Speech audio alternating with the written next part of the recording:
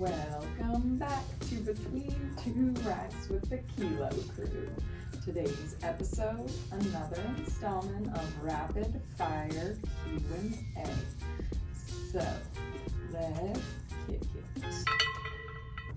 First up, I've seen several of your intensification phases only have 3 to 4 total exercises. How do you decide when to cut out exercises from your basic program design template? So there's multiple situations that is involved in making that decision.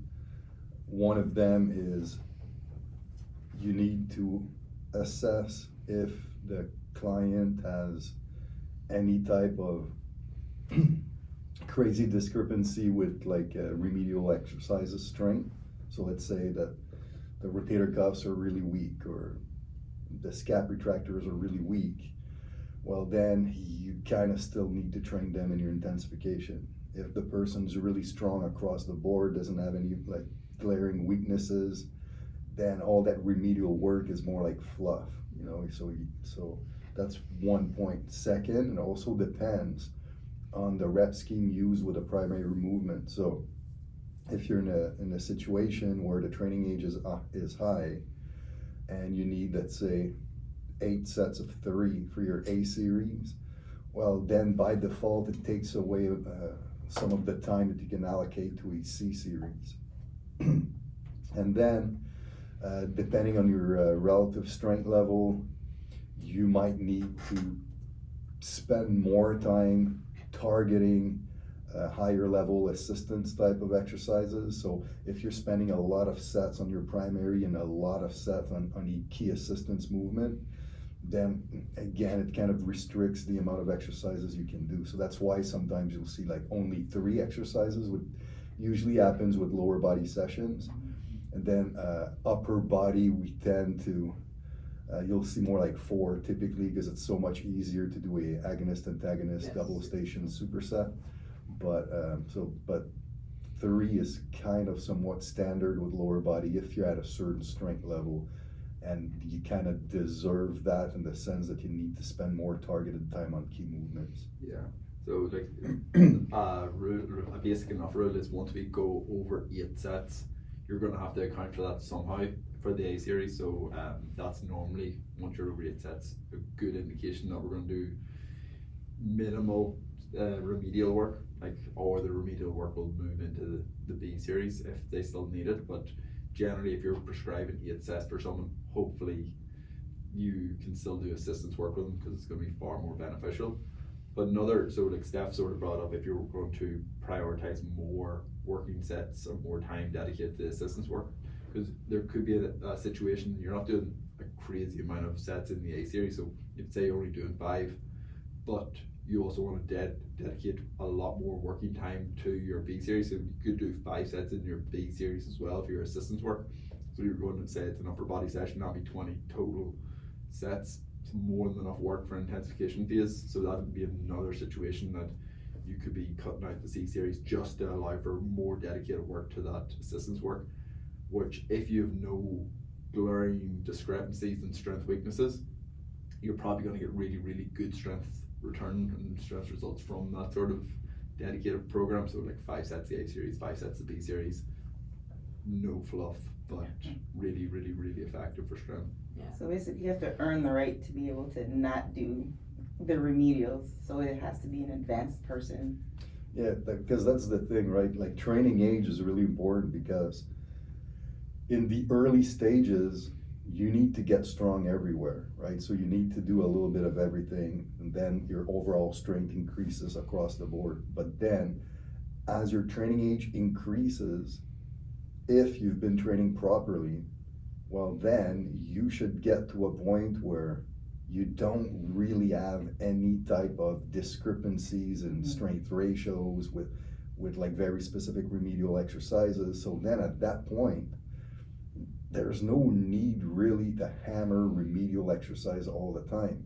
At that point, now you need to specialize even more if you want to keep driving more strength. So if you're specializing more, well, then you need to spend more time, so more sets, doing the big bang for your buck movements instead of spending so much time across a broad range of exercises. Yeah, and that's not to say that once you get to that level, you completely move away from the remedial exercises. You can move away for a full macro. You can definitely get to the point that for a macro cycle, so full 12-week training, you don't do any remedial work. But in the next macro cycle, you have to reintroduce it. But depending on the client, you mightn't have to reintroduce it every phase. It might just go into the accumulation phases of that next macro cycle, gauge how their strength response to that there, so that they went 12 weeks without, and now the next 12 weeks they've only done it every other mesocycle. So did their strength maintain, did it increase, did it decrease? Okay, it maintained, perfect, let's do that again next macro cycle. We're not going to train it at all. The following macro cycle will do it in the 2 accumulation phases, and that'd be a really good cadence for someone who responds and doesn't lose strength that way. But if they lose strength, you're right, okay, if I do a full macro cycle without any remedial work, the next macro cycle, every phase we're going to train it to bring it back to where it was, so we don't lose those strength ratios. Yeah, and then like I can just add one more layer. So for example, like with a lower body session. So let's say we're talking about a squat. Let's say a squat 1 session, okay? But let's say you're really high level, high training age, but now your C1 exercise typically in a squat 1 would be a knee extension movement. So if we're in an intensification phase, a typical knee extension movement for C1 would be a step up variation.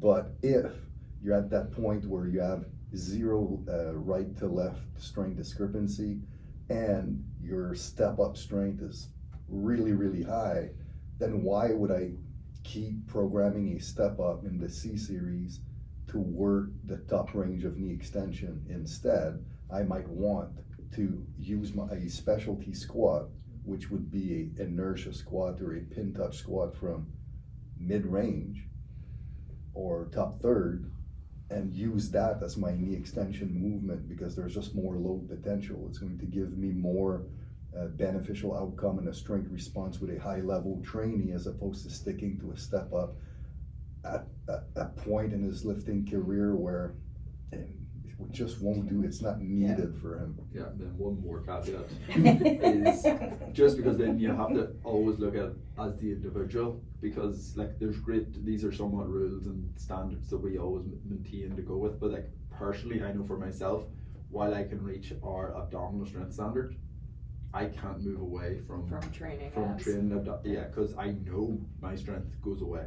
So I still, to maintain my ability to keep that abdominal strength standard, I actually need a decent frequency of abdominal training, and it has to be done very, very regular for me. So even though I've got it, I have to keep that high training frequency to maintain it. And I know that's my training response to that particular muscle group, so I keep it in. Yeah. So it just, you have to treat the individual as well as the standards. Okay guys, these questions are good, but they are lengthy, so here we go. Do you think training age, example 1 year of consistent training with your systems, or relative strength ratios is a better metric for classifying a trainee as novice, intermediate, or advanced? For example, if a general population client trains for 6 months under your system, maintains body fat, increases lean mass, and goes from 0.85 times to a 1.25 times body weight bench press and a 1.5 times body weight squat, both performed at a 4010 tempo, would you still classify them as a novice? Or would you begin to program and look at them like an intermediate lifter based on those strength levels and training progression? I mean, with that type of training response, like I would just treat him as an intermediate trainee. But technically they said they'd be training for 1 year, not right? Well, and then in the example it was 6 months. Okay, yeah. But yes, I'd agree. But I still don't want to, whoever asked that question, I don't want them to think that I necessarily mean that relative strength ratio trumps training age, because you could have a moderate relative strength ratio, but have a 10-year training age. Yeah. For the Yeah. listeners that don't know relative strength ratios, can you just explain that quickly? So we like to use as a qualifier of program design architecture, if you want, relative strength standard. So your strength in relation to your body weight on the squat for lower body and the flat bench for the upper body. So let's say you have a 2 times body weight back squat, then you have a high relative strength ratio. If you have a 1 time body weight squat, then you have a low relative strength ratio. It means you're not very strong for your size. So that can really help guide your programming, but I wouldn't say that it always replaces training age in terms of actual chronological training age, because some people just don't have the genetic makeup or the neural efficacy to ever get to a high relative strength ratio. Or an increased training age. Like you just see those people that Yeah. sometimes I think what stay people on the might lower end. get confused is if you have a new client that's training like with Kilo and they gain strength very quickly, great, but you still don't skip steps in terms of introducing methods. They still have to do like novice type of like methods before they jump into the intermediate. So strength is great that it increases quickly, but don't skip steps even though that their strength comes up really fast. Yeah, like even if someone has very, very high relative strength ratio, but they're only 6 months of actual training, I'm not gonna give them super maximal eccentrics. You still need the training age before that is a relevant training method to use for safety and to get the most out of the method. So like there's caveats in it. You can definitely, I think you have to look at both of them in tandem. So you have to assess what their training age is, but then you can then use the relative strength ratio to somewhat hone in certain details that you can progress those trainees with. Yeah.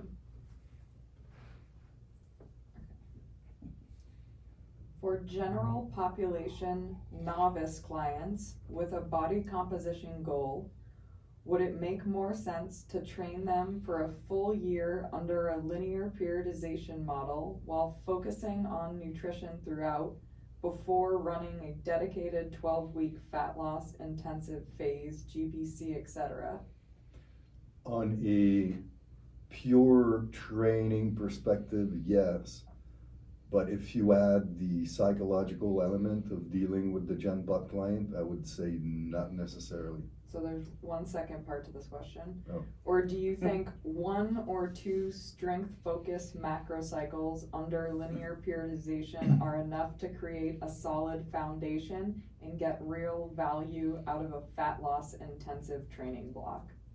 It can, but it's just some.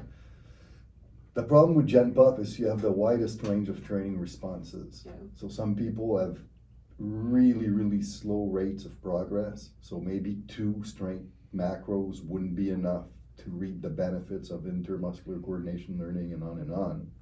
While others, it's super rapid. So maybe 1 strength macro could be enough. But like in the fat loss specialization course, there is a novice template for that. So that's what I would think we would recommend to do first. So if this is truly a novice client and they have fat loss goals, you bring them through the novice approach for at least 12 weeks, see the response. They will gain strength doing that with the nature of that session structure.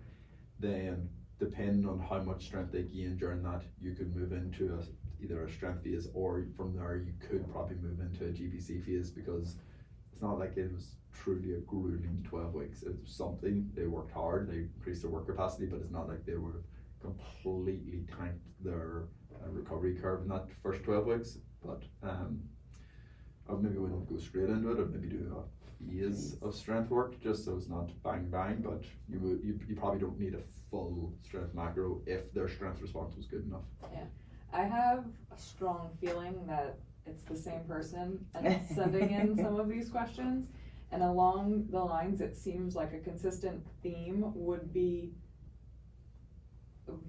it comes with experience of knowing responses of training. So it takes training a lot of people to know what to do. So Yeah. yes, you're following the systems we provide, but then it's what's the response that the training the client is having to the training to make the decision on what to do. But I also feel that with a Gen Pop, the psychological factors are really important. Yeah. Because, so sometimes, like I've trained Gen Pop that they don't care, like they hire me, they give me the green light, they're like, whatever you ask me to do, I'll do it, they don't question it. Great.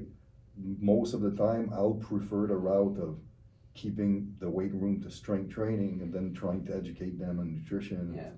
But a lot of Gen Pop, if they come to you and their main goal is fat loss, and you don't provide any type of training that makes them think that they're doing something for fat loss, then they lose that drive and that consistency and will to keep coming to you. So at that point, I'd rather use the fat loss specialization novice methodology, which has a built-in intermuscular coordination component, but then it has some lactate tolerance type of training, and then it has that conditioning finisher. So at least you're getting a strength response, but they're getting somewhat of a fat loss connotation to their training. So you as a coach, you're getting what you want from them. So, but them as the client, they feel like they're getting what they wanted. But what's cool is then if you do a 12-week macro of this, and then you move on to a strength macro, they will already have gone through that fat loss experience. They've built some type of coordination and skill at lifting. So now that fat loss phase, which will get them bought in, will also leverage your ability to have a more successful strength phase after on top of it. Yeah. Because you've had that linear built-in intermuscular coordination for these big primary movements. Especially people coming in from the boot camp type of training, and then they're being introduced to weight training. If you slow it down too much. Yeah, if you slow down too much, if you give them too long of a rest period, like they just can't do it. Like they have to be in that mode where they feel like that they can get a sweat, and it's just like you said, it's more of a psychological thing to kind of get them into the mode of weight training. Like remember in Huntington Beach with our group classes, because that's the thing, our group classes in HB were very, very like strength based. Like it was a regular program you guys know from us. And then we had this older woman that came in that came from like the boot camp background. She never stopped moving. And her like in between sets, she would always like Jumping jacks, bounce back and forth. Yeah, the whole time. Like, but what I eventually got her to do, and it's an easy fix if you have like a small group, I just told her, well, just go faster, like take less rest, but stop doing jumping jacks. But just try to get more, density, get more volume in your, but it's your just training session. it's often a hard sell for that population to be like, yeah, we're gonna do fat loss, but you have 2 minutes rest between each set. Like they don't get it. Or the funniest is when we did class pass. So we had a lot of women who would come in, and they were, and especially if they came in on a squat 2 day, where there were only 4 exercises, they did not, like they never came back. They couldn't get it. We got like 3 clients that ended up staying from class pass. Yeah, and they were into weight training, but like if you don't have that mindset, like it's really hard to get people bought in. We clearly did not have the model to fit class pass. No. Because they were all the conditioning classes worked for class pass. Yeah, but because the class pass people were all the same type of clientele. They were all like boot camp type yoga.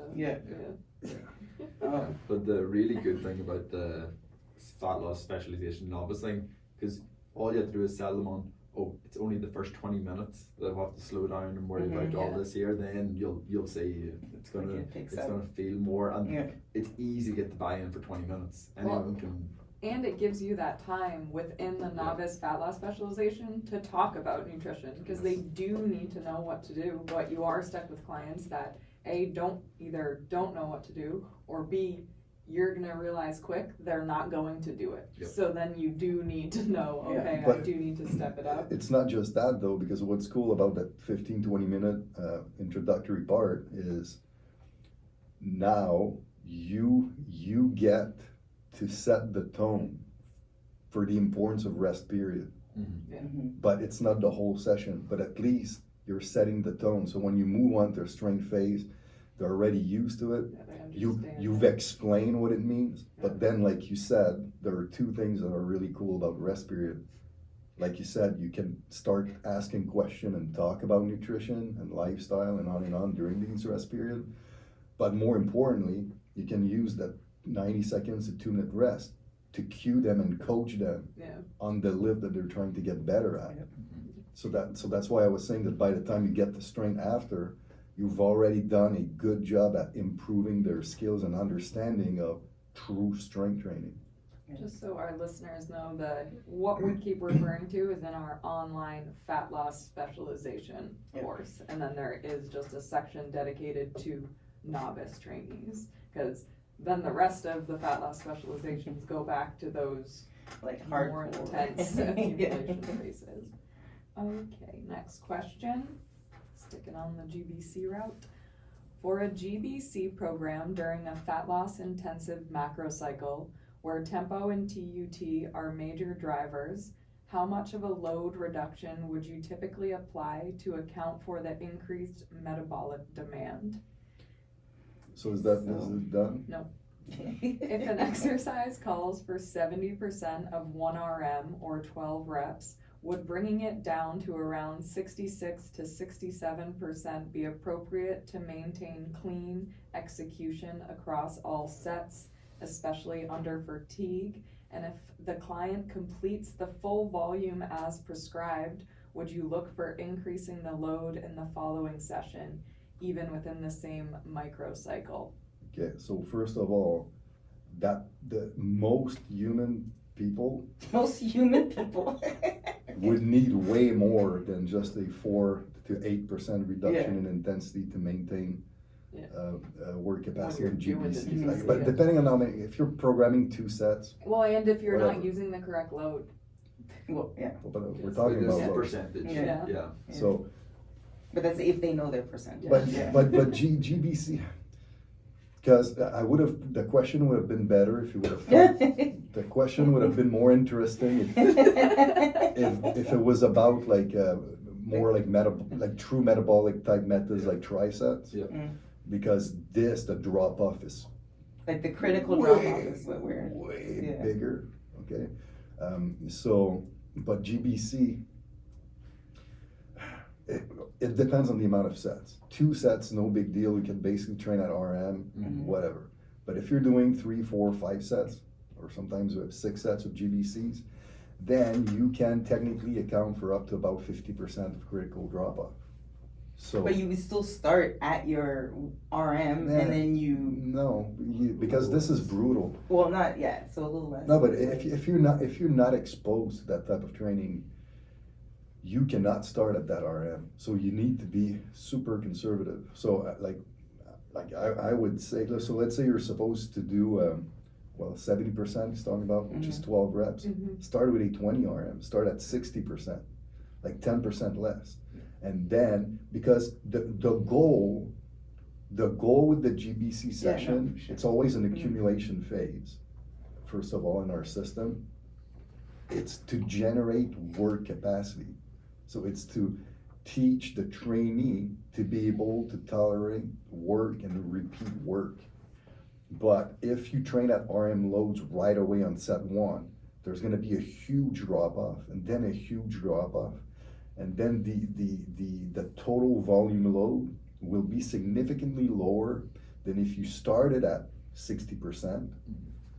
So you have that buffer, and then the second set you're able to do the same reps. The third set you're able to do the same reps. You'd be surprised to see the actual volume load. It will be greater by starting with a buffer. And at the end of the day, strength training, it's a mathematical equation. So, but the buffer is like 10%. It's not like, because a lot of people are like, oh, I'm going to do half the amount of weight that I would normally. No, but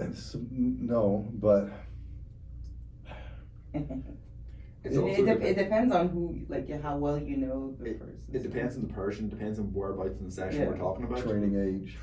But like, so if we're talking A series, okay, yeah, 10% is probably good, but if we're talking like the D series, Oh, yeah, for sure. and since it's a GBC, it's still big compound movements. Mhm. Yeah, it's going to be a bigger number. It's going to be a bigger buffer. Yeah. But there's a lot of Because that's what's tricky, because whenever you're talking about, that's why we don't talk about percentages whenever we talk about fat loss training. Because as soon as you introduce methods like this, the percentage don't mean anything, because there's too much variability. But for example, somebody with a higher training age, so let's say me, for example, and I by default have a very low lactate buffering capacity. So you would be bigger buffer. So but so for me, I would probably need to start with my RM load on my first set, okay?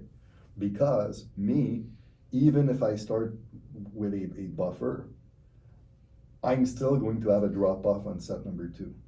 So then I'd rather milk set number 1 as much as I can, at least generate some type of loading, then I have a drop off. So then I'll reduce the weight, because at the end of the day, volume is still the main target. It's not the load. We don't really care about the load. The load is creating the mechanical tension that leads to mechanical stress, but that's not the driver. The volume load is. So now I reduce the weight, I maintain my reps. I know I'm gonna have a drop off, I'll reduce the weight again, I maintain my reps. So somebody like me wouldn't need to do this because my training age is really high. But if I have a low training age, you don't know anything about your work capacity, your response to lactate buffering, and you're trying to use these methods to build a workload tolerance, then you start with a buffer, and then you try to maintain that weight through constant loading and reach that volume target. But now if the reps drop off, well, then you readjust. So you know that that person either needs a larger buffer to start with, or you accept that there's a drop off in load from set to set. But you need to do whatever you can to make sure that the total reps are met. So this is why you don't do this with a complete novice, because you have no idea what their numbers are. So you have to get a general sense of what weight they can do and what their numbers are, so that you can really benefit from like a GBC like that. Exactly, but then you all, on top of it, you need to account for central nervous system efficiency of the client. So there's variability between individual, even within the same training age, and there's variability between the gender as well.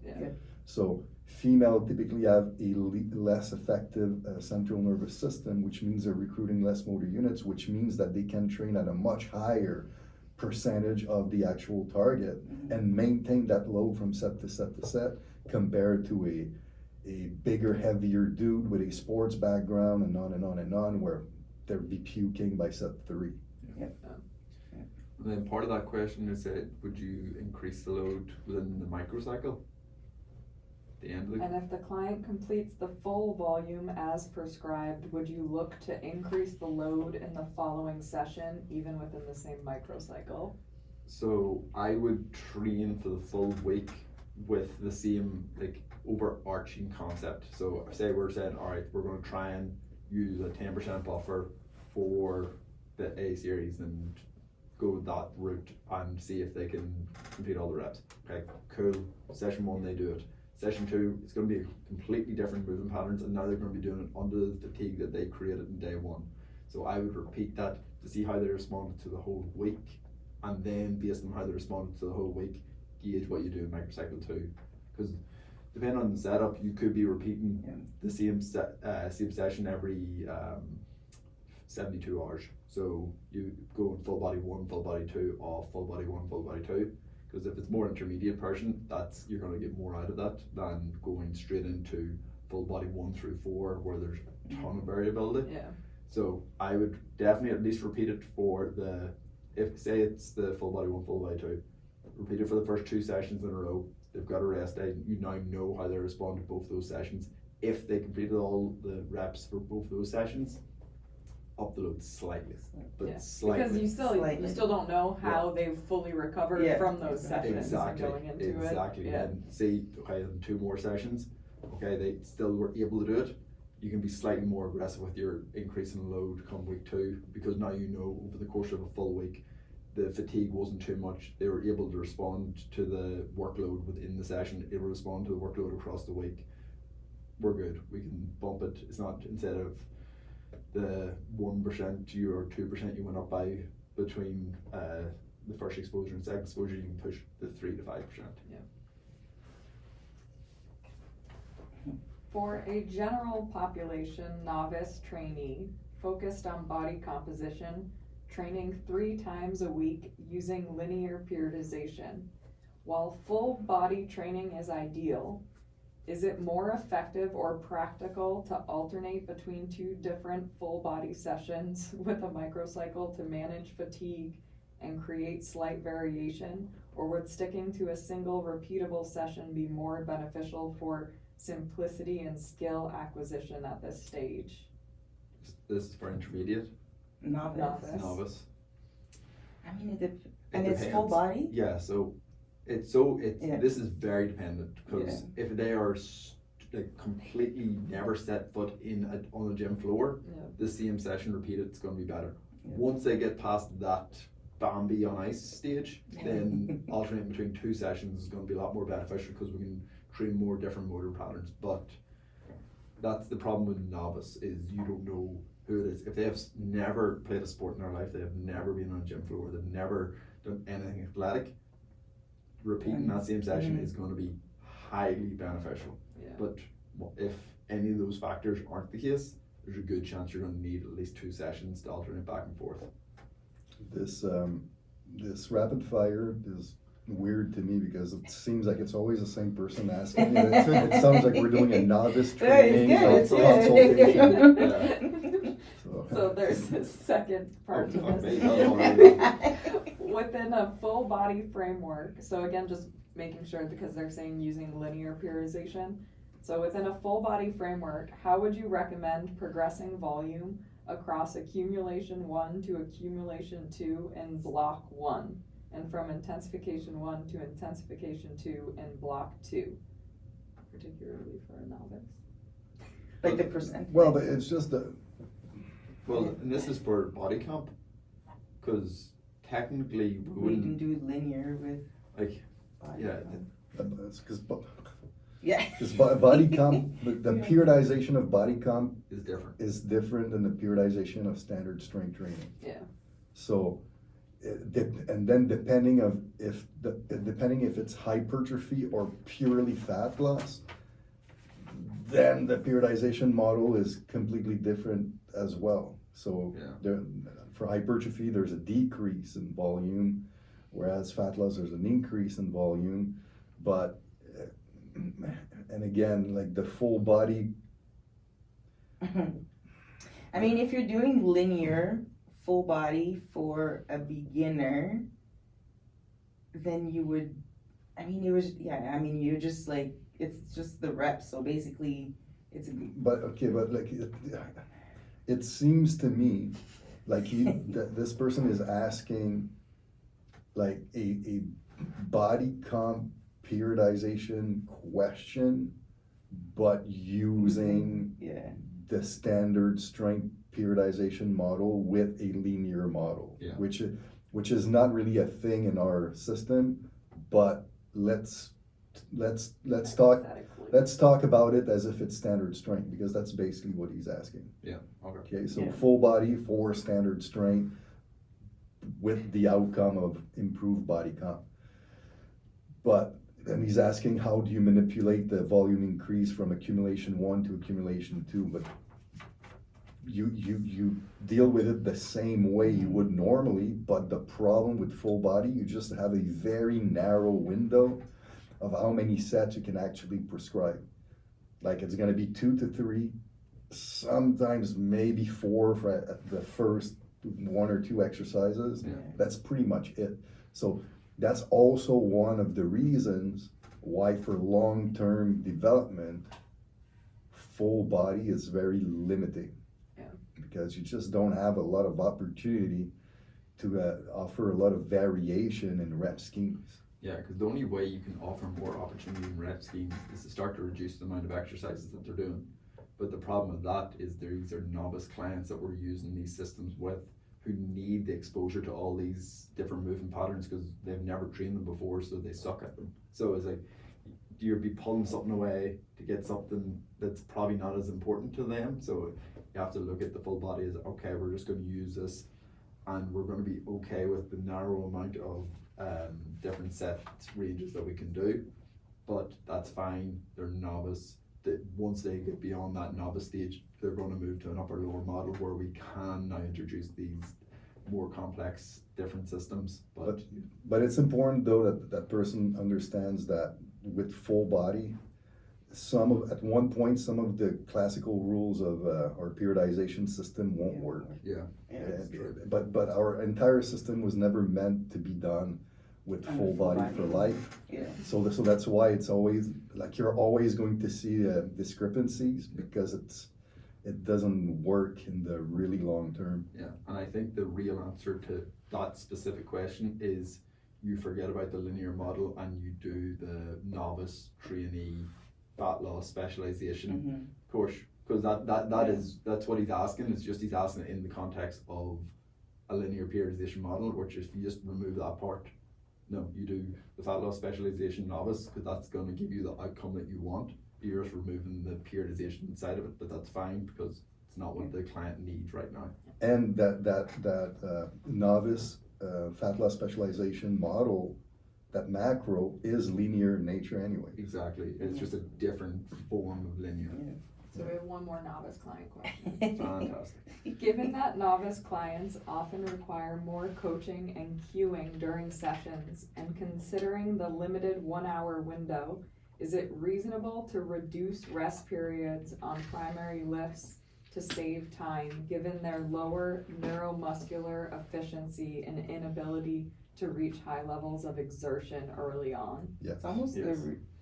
but if you want to take time coaching them, you're gonna need that rest period too. Yeah. Like he's talking about, like. But it whether it's intraset coaching or interset coaching, because if it's someone who understands the basics of what they're doing and you're just giving them cues throughout, and they can respond to the cues within. But yes, I understand what you're saying. Yeah. If they have no idea what's Yeah, happening. you're gonna need the rest period to Like- coach them through the. I'm sure you remember back in the days, like when we were in Montreal and even St. Louis, like sometimes some gym pop, my entire hour we were on the squat. Yeah. Because it was so bad, so horrible that became the session. So what Alex is saying is also very true. If the person actually needs real coaching on the primary, well, focus on the primary. At the end of the day, we say it all the time. The whole goal of our training system is to improve the primary. So if the fastest way to improve the primary is coaching the primary, well, focus on that. And if it needs the entire session, well, use the entire session. Now, like Pork said, though, if it's just saying, hey, put your knees in or whatever, okay? If it's just like cues as they're doing it, then yeah, if the neural efficiency is poor, you don't need the extra rest for the central nervous system. So yeah, that's why I said that on a purely physiological standpoint. But if the client truly needs coaching, you need coaching. Yeah, but the big thing here is that has to be with the right client, because there's very few clients you'll come across that are going to be okay with spending an hour on training the squat. Yeah, there's not many people I've trained that would do that. Yeah, a whole hour on the squat. If someone's really dedicated and you can explain the long-term picture of this is going to speed up your progress in the long run, and they get that, great. But if that is not that client, it's probably worth. But I get like one thing, like I agree with you, and this might be cool for younger trainers, but the way I dealt with Gen Pop though, in the hiring process when they approached me to start training with me, especially when I was in Montreal where I needed to find my own clients in the gym, like I was by default, without thinking about it, basically giving them a sales pitch. And I would explain to them that the path to success is to be really good on these primary. And I would milk it so much that once they hired me and they came, that's what they wanted to do. They because they felt, okay, I'm gonna train with this guy. He's going to help me be so good at this that my results will be beyond my expectations. So I also think that sometimes it's okay to sell your philosophy.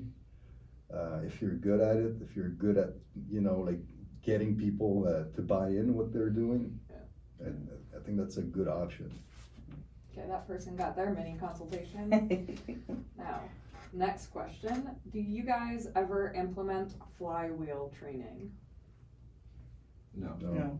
We don't have We don't access have to one. it. Yes, so like, we can expand on this. So do you see implementations of flywheel training? Yes. Like Yeah, there's there is definitely usability of the flywheel, but it is one of those things that it is to us supplemental to everything else. Like that, it would be a cherry on top of very specific circumstances, and you can somewhat. It's not needed. It's definitely not an essential, because you can get some of the benefits of the flywheel training through different aspects. So if you're doing it for the rapid eccentrics, well, you can do rapid eccentrics in other ways. If you're doing it for, I'm trying to think. We are not experts in flywheel training. It's probably the But it's best very way to put it. specialty fringe type of thing. Like you said, like you don't need flywheel training to Well, progress. Gen Pop definitely does that. Yeah. No, definitely. More So athletic. it's the Yeah, but athletic still. population, and then within the athletic population, it's a certain level of athletes, and then within that certain level of athletes, it's certain very targeted specific phases. So in our opinion, there's just not many windows where the flywheel is useful. And then like Porrick said, there are other ways that are even more effective, in my opinion, to work on fast eccentrics than the flywheels. But is the flywheel a cool tool? Yeah. 100%, it's cool. I just don't. Like you've never had access with your athletes, never I had mean, access to no, a flywheel. it honestly did not really exist, and No, I even know, when it but, came out, like it was such a. Like when it came out, like I was already like I was working for Polykin, and Yeah, they you didn't were have as many teaching and athletes. stuff, It was yeah. more online athletes, and the truth is, so many of the young professional athletes that I've trained are so low level in terms of strength and coordination in the weight room that we were nowhere near ever needed to use the flywheel. It's just, again, I mean, we had an episode on stuff like that, but this industry loves gadgets, and this is a really, really cool gadget for a very, very, very targeted group of athletes. But once the machine is being produced, the company needs to start making income. The only way they're going to make income, if they don't want to sell the machine for $80,000 like those big specialized companies do, and they need to bring the price down, well, guess what? You need to have more customers. So if you have to have more customers, you need to be able to sell the value of the product to the masses. So then it's cool, it's a gadget, it's fun, people are intrigued, it's different, so you're attracting people. So I completely understand why a personal trainer wouldn't want to have a flywheel in the gym to attract people. But the actual purpose of using a flywheel for 99% of people training in the weight room, to me, is just, come on. I mean, Always comes down to mastering the basics before doing all the funky stuff. yeah. A point you made, and I know we've talked about it on the podcast, most of your athletes weren't advanced weight room athletes, and that's definitely something that is hard for It's like people to everywhere, understand, because everyone just thinks, well, they're a high level athlete, so of course they're a high level, like they just think they can perform in anything, and then they jump to these advanced methods where that's not what the athlete needs in terms of their training development. I'll give you a great example that's extremely current. So, Florida Panthers, Sam Bennett, like their center, okay? Sam Bennett, he won the Conn Smythe which is the trophy for the most valuable player in the playoff.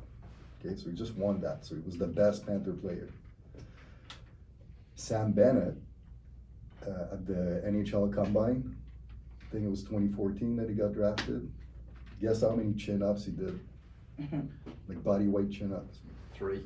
0. Oh, Jesus. I was just, So- that's funny. I So was Sam just Bennett talking about it. did 0 reps. Now here's the thing, that shows you, that's why us sometimes strength coach, we need that strength training is the end all be all of sports performance. So was Sam Bennett a great player like 10 years ago when he got drafted? Yeah, he got drafted in the first round, great player. So do you need chin up strength to be able to be a good hockey player? No, you don't. Okay, he did 0 reps, won the Conn Smythe. But if they're coming to you, the strength coach, what's our first task? To increase their strength so we can increase their ceiling. So now he has the potential to be an even better hockey player. Yeah. But now if I have Sam Bennett coming into the weight room, he's a first round pick. He's really, really skilled. You're like, oh shit, like wow, I have like one of the best hockey players in the draft. Let's do flywheels and the whole thing. Well, slow down. Yes, he's great on the ice, but the dude can't even do a chin up. He's a novice in the gym. Yeah, so maybe we need to spend a lot of time on strength. Just yesterday, I was talking to a retired NFL player, and he was telling me he's never been able to do a chin up. I'm like, really? Well, like, is he a O-line though? No, he's running back. no, he's a running back. Yeah. And I'm like, he's like, And he looks muscular. like he's He walks muscular. around like a bodybuilder Yeah. now. And he played 8 years in the NFL for the Miami Dolphins. Never was able to do a chin up. Yeah. I'm like, that's crazy. Who's your strength coach? So like that's definitely an extreme, but you're going to be hard pressed to actually find team sport athletes that would be considered advanced in the weight room. Yeah. Most of them are not. Most of them are spending at least half the year focused on playing a sport. Yeah. That is their training. There's 100% dedicated to the sport. So if they're not actually applying themselves in the weight room, they're never going to be advanced. So like the really advanced athletes are more the track and field side of things. That's the problem. So like that Werner Guntor video that everybody loves, every trainer in the world loves, that 1981 Werner Guntor video but he was a Swiss shot putter. He was world champion in the early 80s. So shot putter in the early 80s. And there's this big video series where they're going through all the different seasons of the training, and it's really cool, and it's doing like cool stuff. So of course, a lot of trainers are like, ooh, let's emulate some of the methods, but we're talking about a elite shot putter. Shot putter, the majority of their training outside of technical work is heavy stuff in the weight room. So they're really advanced in the weight room, and strength is a huge determinant of performance for that sport. So of course they're going to reach really, really high levels, and of course they're going to need really, really, really specialized techniques, a la Verkhoshansky type of stuff. Well, it goes back to their sport being that like one dimensional. Yeah. But to use all these cute thing with a 17-year-old hockey player who has the strength of grandpa, I mean, it just makes no sense. Yeah, it's like when you're training like a shot putter, because the shot putter is always a really good example, because I never remember how much a shot weighs, but I think it's like 8 kilos. Yeah. Well, Yeah, but no, for like the male Olympic standard, that your maximal strength has such a correlation with overcoming that object in the simplistic motion of throwing a shot, hopefully as close to the exact same way every time, because that is the sport, that is the skill of the sport. When you compare that to a baseball player who's overcoming basically nothing throwing a baseball or swinging the bat, it just means like the strength carryover is so much more important for the shot putter than ever will be for the baseball player. It doesn't mean the strength isn't important for the baseball player. It's still extremely important, still going to have a lot of benefits. But they're never going to dictate or dedicate as much training time to the gym as the shot putter, so they're never going to reach the same heights of advance. Like Alex and I assessed in 2011 or 2010, we were in Jupiter, Florida during St. Louis Cardinals spring training, and we were assessing 76 players, and they had this prospect pitcher. I remember his name, I won't say it, but there was this prospect pitcher that, like, visually, he looked like crap. Like, we did the caliper, it was the caliper back then, it was in the 30%, like skinny fat look, tall dude, but like, he couldn't do a chin up, like he was horrible, like on all the On metrics everything. of strength and conditioning, but that dude's curveball would move like 3 feet, like it was just ridiculous. Like he just had this killer curveball that trumps everything. Yep. Oh, wait. That What's wins. the, I don't remember the name, the baseball player we were just watching with the A's? I like him, I wanna see what he's gonna do. Denzel Clark. Yeah, he's like 6'4", 220 pounds. Like, he plays center field for the Oakland A's. I mean, his defense skills, like the grounds he Fun to covered, watch him. Yeah, but being so big, I'm like, yeah, we'll see. and when do you ever see a 6'4", 220 like center fielder? Time for one final question with a little letter to us. Hi, Kilo Crew. I love the podcast. Have been doing your online courses and programs for years, and recently had a nutritional consult with Alex, which was A1 and has helped loads with my energy recovery, but mainly my gains. So thanks a mil for all the daily info. Question 1. I coach female rugby athletes. The rugby part, not the strength and conditioning part. Oh. It's now the off season, so I am encouraging them all to hit the weight room using Kilo's intensity program to gain muscle for all the obvious reasons needed in contact sport. Like all athletes, they fear pre-season, so a lot of them do long runs along with the gym work, which I am discouraging, as I would love off-season conditioning at the same time. Off-field conditioning at the time.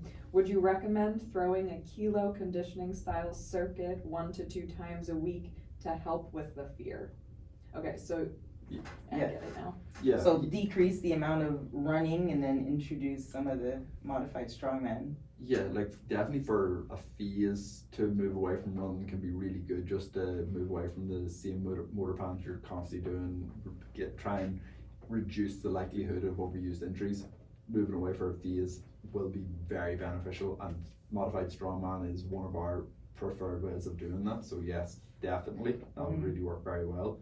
At some stage you do have to reintroduce running because aerobic adaptations are hyper specific to the movement patterns you're doing, but it doesn't mean your whole off season has to be dedicated to that, because that's a quick enough adaptation that you can rebuild. Intensity is going to be fun because I just posted their next phase tomorrow or yesterday, and it was 7x2, so hopefully they're not starting tomorrow because it's the last intensification phase of the macro, but they'll be fine. Would you still say intensity over tempo town for this scenario? It depends. Yeah. Technically, yes, because intensity is very much a power relative strength driven phase. Depending on their level, training age, all that and all there, that, it's so hard to know. And then rugby off season, if they're starting the off season now, they're probably don't start their season until September, I would assume.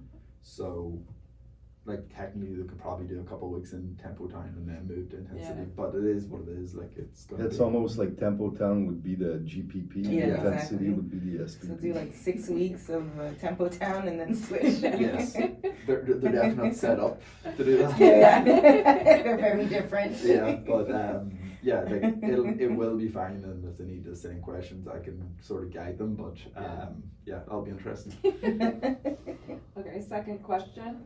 I know it depends on every individual, but if you were to do a general macro breakdown, carbs, protein, fat, grams per pound, what would you guys recommend to female athletes doing 3 strength training sessions a week, 2 rugby pitch sessions, intense 75 minutes, and 1 rugby match 80 minutes. I mean, in terms of macros, I mean, you have to determine what their calories are for, Yeah. like what the calories that they need. So they should be at maintenance for sure. And then from there, you get their protein goals. So you get at least 1 gram of protein per pound. I would just probably stick to 1 gram so that we could Play with the carbs. play with the carbs. Yeah. So make sure that they get enough. So whatever's left in terms of calories, then they split it up between fat and carbohydrates. And I would definitely do more like a 70% like carbohydrates versus 30% fat, so that they can fuel all their training. So Yeah. just so the not customers but listeners are not confused with what Alex said when she's saying 70% carbohydrates. Oh, yeah. She's What's talking left? about Yes. 70% of the fuel calories left after the protein. Yeah. So it's not 70% of your Percent. total calories. In that case, we have to be really clear. Yeah. Yeah, so calculate the total calories. So let's say they need 2,000 calories. Set the protein. Set the protein. So let's say they're 150 pounds. They're gonna do 1 gram, so 150 times 4, so that's 600 calories. So 2,000 calories minus 600 calories. So you're left with 1,400 calories. Of those 1,400 calories, then you take 70% of that for carbohydrates, and then you take 30% of that for fat. And then the peri-workout nutrition is going to be very important. So make sure that most of the carbs are coming like during and post-workout. And what's interesting is, like, if you take a step back and then you look at the bigger picture, it's going to look very close to a 40-30-30, like split, like 40 carbs, 30 protein, 30 fats. That's what that breakdown will kind of look like kind of like almost the Barry Sears diet from back in the late 80s. The old timers will know. Like, I don't think I've ever heard of that. We did it. Another installment of rapid fire Q&A. Go into the description below to submit future questions.